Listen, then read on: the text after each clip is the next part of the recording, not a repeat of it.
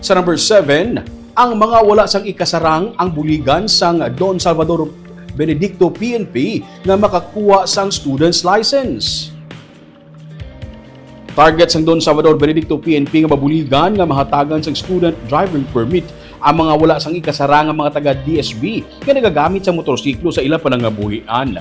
Ginsiling ni Police Major Elendi Rebosquillo, ang hepe sang DSB PNP, nga kabahin ini sa ilang programa kung diin sila ang nagapangita sang pamaagi sa bulig sang stakeholders, business sector, non-government organizations, kag local government unit agud makakuha sang students driver's license ang mga poorest of the poor o kun ang mga wala sang ikasarang magawad.